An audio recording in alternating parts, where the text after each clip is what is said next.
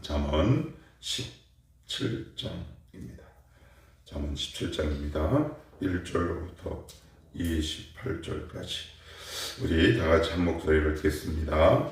마른 떡 한 조각만 있고도 화목하는 것이 제육이 집에 가득하고도 다투는 것보다 나으니라. 슬기로운 종은 부끄러운 짓을 하는 주인의 아들을 다스리겠고 또 형제들 중에서 유업을 나누어 얻으리라. 도가니는 은을, 풀무는 금을 연단하거니와 여호와는 마음을 연단하시느니라. 악을 행하는 자는 사악한 입술이 하는 말을 잘 듣고 거짓말을 하는 자는 악한 혀가 하는 말에 귀를 기울이느니라. 가난한 자를 조롱한 자는 그를 지으신 주를 멸시하는 자요, 사람의 재앙을 기뻐하는 자는 형벌을 면하지 못할지니라. 손자는 노인의 면류관이요 아비는 자식의 영환이라. 지나친 말을 하는 것도 미련한 자에게 합당하지 아니하거든 하물며 거짓말을 하는 것이 존귀한 자에게 합당하겠느냐. 뇌물은 그 임자가 보기에 보석 같은즉 그가 어디로 향하든지 형통하게 하느니라. 허물을 덮어주는 자는 사랑을 구하는 자요, 그것을 거듭 말하는 자는 친한 것을 이간하는 자니라. 한마디 말로 총명한 자에게 충고하는 것이 매 100대로 미련한 자를 때리는 것보다 더욱 깊이 박히느니라. 악한 자는 반역만 힘쓰나니 그러므로 그에게 잔인한 사자가 보냄을 받으리라. 차라리 새끼 빼앗긴 암곰을 만날지언정 미련한 일을 행하는 미련한 자를 만나지 말 것이니라. 누구든지 악으로 손을 엎으면 악이 그 집을 떠나지 아니하리라. 다투는 시작은 둑에서 물이 샌 것 같은즉 싸움이 일어나기 전에 시비를 그칠 것이니라. 악인을 의롭다 하고 의인을 악하다 하는 이 두 사람은 다 여호와께 미움을 받느니라. 미련한 자는 무지하거늘 손의 값을 가지고 지혜를 사려함은 어찌민고. 친구는 사랑이 끊어지지 아니하고 형제는 위급한 때를 위하여 낳느니라. 지혜 없는 자는 남의 손을 잡고 그의 이웃 앞에서 보증이 되느니라. 다툼을 좋아하는 자는 죗가를 좋아하는 자요, 자기 문을 높이는 자는 파괴를 구하는 자니라. 마음이 굽은 자는 복을 얻지 못하고 혀가 패역한 자는 재앙에 빠지느니라. 미련한 자를 낳은 자는 근심을 당하나니 미련한 자의 아비는 낙이 없느니라. 마음의 즐거움은 양약이라도 심령의 근심은 뼈를 마르게 하느니라.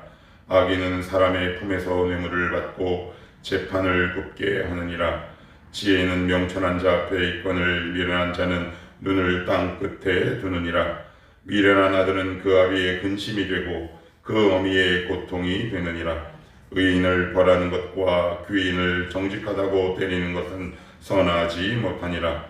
말을 아끼는 자는 지식이 있고 성품이 냉철한 자는 명철하니라. 미련한 자라도 잠잠하면 지혜로운 자로 여겨지고 그의 입술을 닫으면 슬기로운 자로 여겨지느니라. 아멘. 오늘은 특별히 화목에 관해서 이야기하고 있습니다.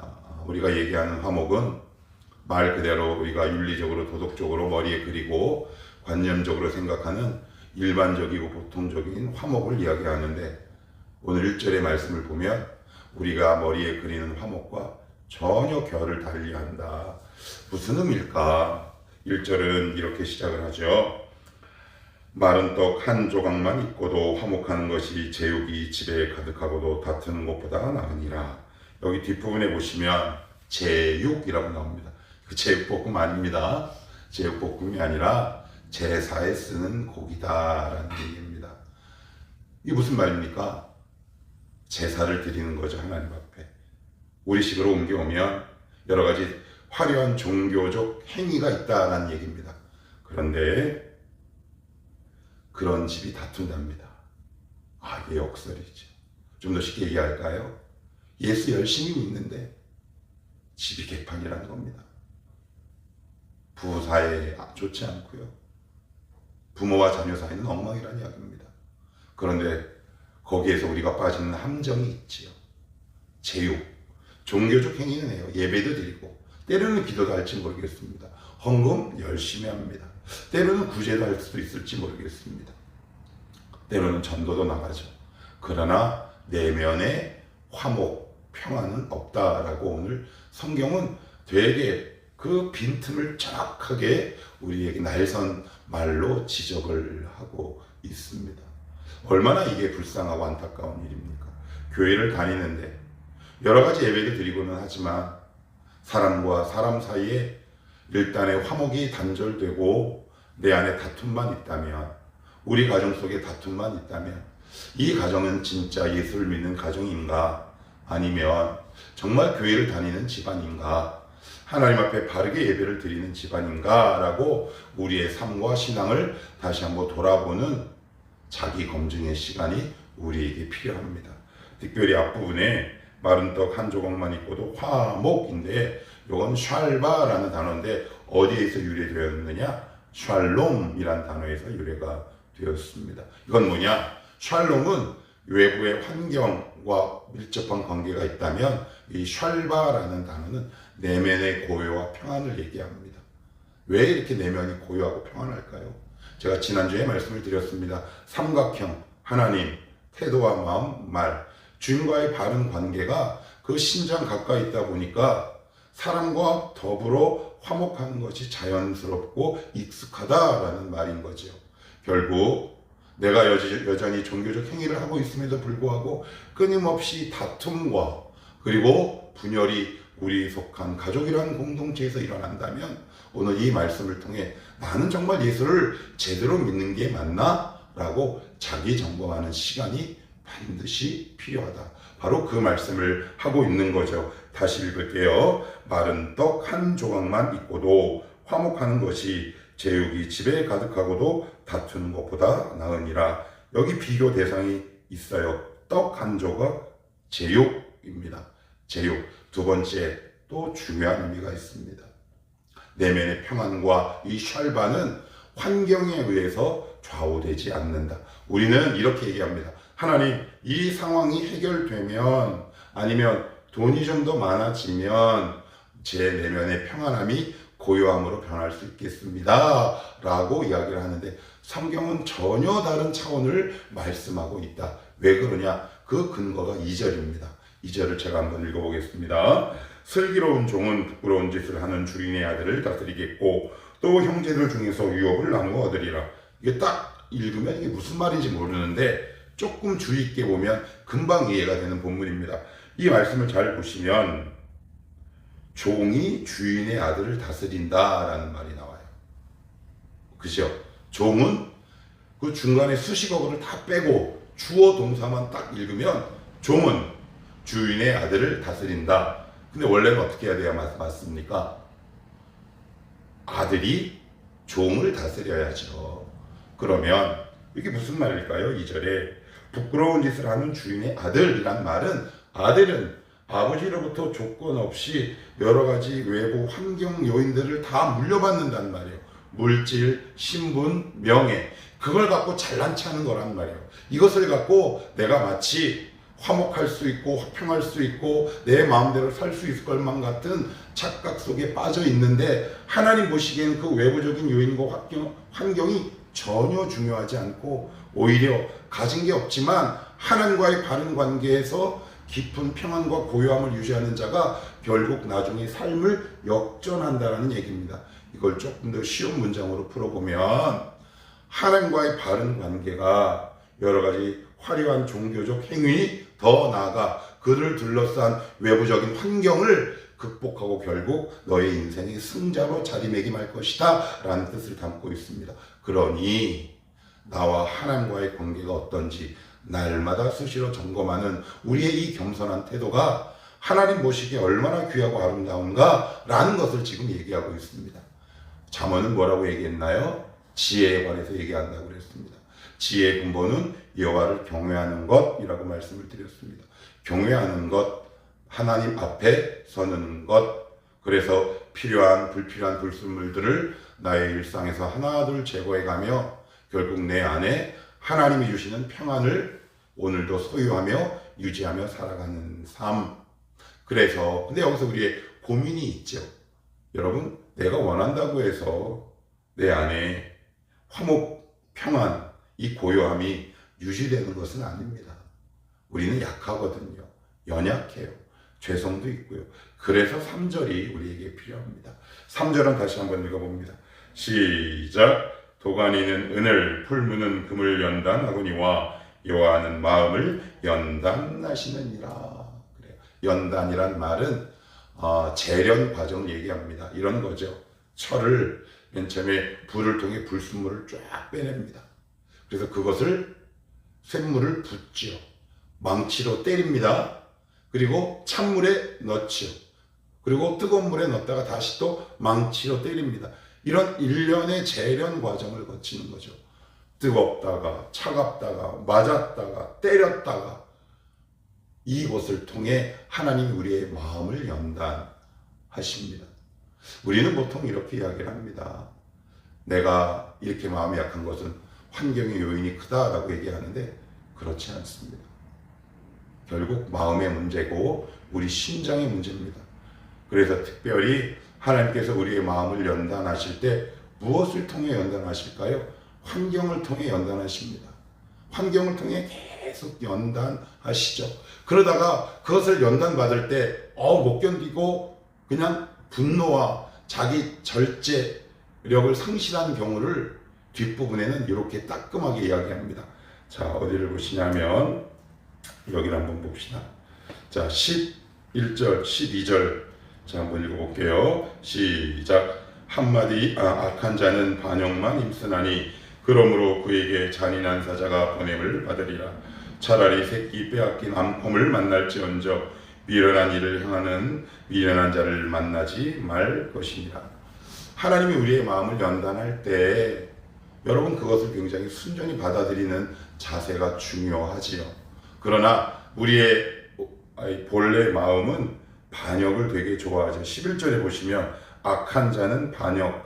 이게 무슨 왕에 대한 반역 이야기이겠습니까? 하나님을 향한 적대감을 얘기하는 거죠. 내가 왜 이런 상황이 있어야 돼?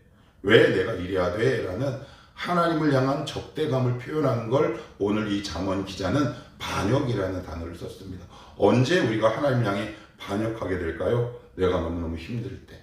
그런데 하나님은 우리에게 샬바 내면의 고요함, 즉 견고한 심령을 허락하고 주시기 위해 외부적 요인을 통해 우리의 마음을 계속 망치로 두들기는데 거기에 대해서 반역하지 말아라 라고 얘기합니다.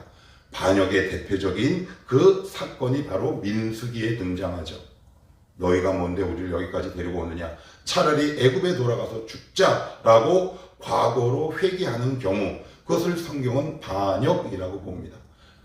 오늘 이 말씀을 짧게 정리하면 화평, 화목은 하루아침에 이루어질 수 없는 인간의 모습을 이야기합니다. 그래서 하나님이 기꺼이 도움을 주시죠. 그 도움은 어디서 오느냐? 환경에서 옵니다. 이해할 수 없는 사람을 만나게 하시고, 그리고 도저히 대화가 통할 것만 같지 않은 누군가와 지근거리에 두게 하시고, 때로는 회사 동료가 그럴 수도 있고요. 아니면 우리 교회 공동체 가운데 도저히 대화가 되지 않는 까칠하고 어려운 한 지체를 만나기도 하시는 겁니다. 만약에 그러한 환경과 사람이 오늘도 나를 뭔가 이렇게 압박하고 있다면 이 말씀을 통해 이렇게 분별하면 좋을 것 같아요. 하나님이 지금 나의 마음을 재련하고 연단하는 과정에 있다. 뭘 조심하시라? 반역하는 거. 그 자리를 빵 하고 박차고 나가버리는 거. 이거는 조심하자. 자, 이어서 이렇게 이야기를 합니다. 4절입니다. 악을 행하는 자는 사악한 입술이 하는 말을 잘 듣고 거짓말을 하는 자는 악한 여가 하는 말에 귀를 기울이느니라. 이게 말이 어려운 것 같은데 이런 거예요. 한 여름날에 동물이 가다가 죽었어요. 그럼 거기에 뭐가 꼬이냐면 파리가 꼬여요. 그럼 파리가 꼬이는 게 파리의 책임인가요? 아니면 거기서 죽은 동물의 책임인가요? 죽은 동물의 책임이에요. 이건 제 이야기가 아니라 칼빈이라는 신학자가 그의 주석서에 옮긴 내용을 제가 그대로 인용하는 겁니다. 무슨 이야기냐? 심령이 악한 자는 악한 말만 듣는답니다. 그런 말을 즐겨 듣는답니다. 그래서 나의 지금 심리적 그리고 영혼의 상태를 어떻게 알 수 있느냐? 그런 말들을 계속 반복해서 듣는 자리를 내가 찾아가면 그것은 결국 그 사람이 문제가 아니라 내 마음이 그것을 요구하고 있다라고 보시면 됩니다. 그래서 여기에 대한 예방책으로 어떤 모임에 갔는데 부정적이고 파괴적이고 누군가의 험담하는 이야기를 반복적으로 나오는 곳은 여러분들 중단하셔야 합니다. 어쩔 수 없어. 아니요. 내 마음이 원해요. 그러면 어떻게 해요? 의지를 사용해 끊으셔야죠. 지금 내가 소리를 듣는 것이 내 마음의 상태다라고 오늘 4절은 이야기하고 있습니다. 자, 그리고 뒷부분으로 넘어가셔서 우리 9절을 같이 한번 읽어봅니다. 9절 시작. 허물을 덮어주는 자는 사랑을 구하는 자요, 그것을 거듭 말하는 자는 친한 것을 이간하는 자니라. 그래요. 우리 1절을 연계해서 한번 생각해 봅시다. 내면에 평안과 고요함이 없어요. 그래서 제가 세가족 성경 공부랑 인물별 성경 공부할 때 이렇게 말씀을 드렸습니다. 샬롬, 평안은 견고함이라고. 마음이 약한 사람이 험담이 많죠. 잘 생각하셔야 합니다. 내면이 강하면 입술에 절제력이 있는 사람인 거죠. 그래서 누군가가 타인을 끊임없이 흉을 보는 일이 반복되거든 그 영혼을 위해서 이렇게 기도해 주십시오. 저 입을 다물게 도와주시고 심지가 튼튼할 수 있도록 하나님 그 영혼을 붙들어 주시옵소서. 그래서 그 심지가 견고하지 못한 결과물로 구절이 탄생을 하는 거죠. 제가 다시 볼게요. 허물을 덮어주는 자. 여러분, 허물을 왜 덮어줘요? 여유가 있으니까 덮어주죠. 강한 자만 덮어줍니다. 여러분, 사랑을 구하는 자요, 그것을 거듭 말하는 자는 친한 것을 이간하는 자다. 분열시키는 자죠. 왜 그래요? 그 마음이 이미 분열되고 쪼개졌기 때문에 그렇습니다. 자, 그러면 이 마지막에 대한 이 해결책으로 이 잠언 기자는 27절, 28절에 이렇게 우리에게 제시를 합니다. 같이 한번 읽어봅시다. 시작. 말을 아끼는 자는 지식이 있고 성품이 냉철한 자는 명철하니라. 미련한 자라도 잠잠하면 지혜로운 자로 여겨지고 그의 입술을 닫으면 슬기로운 자로 여겨지느니라. 이 말씀을 그냥 액면 그대로 우리가 이해를 하면 말을 적게 하라는 뜻이구나. 여러분, 이런 교훈적인 책들이 잠언 위에 없습니까? 많아요. 그거는 교회 안 다녀도 알아요. 말이 많으면 실수가 많아. 교회 안 다니는 부모님들도 자녀들에게 이런 충고합니다. 너 어디 가서 말 함부로 하지 마라. 그런 훈육 교회 안 다니는 가정에서도 충분히 해요. 그렇다면 그 내용과 이게 똑같은 이야기입니까? 아닙니다. 성경에서 말하는 침묵은 하나님 음성을 듣기 위한 준비 단계를 얘기합니다. 이게 중요합니다. 그냥 말 안 하고 이게 아닙니다. 왜 입을 다물어야 하느냐? 내 실력으로는 바른 말을 할 수 없으니 하나님 침묵하고 주의 음성을 듣겠습니다 라는 뜻입니다. 우리는 선한 말을 할 능력이 없습니다. 예레미야는 그래서 이렇게 얘기하죠. 만물보다 심히 부패하고 거짓된 것이 사람의 마음이라. 마음에서 말이 나오게 마련인데 그 부패된 마음으로 어떻게 세우고 건설적이고 긍정적인 말이 나올 수 있겠습니까? 여러분들은 하나님을 향한 침묵의 시간이 있으십니까?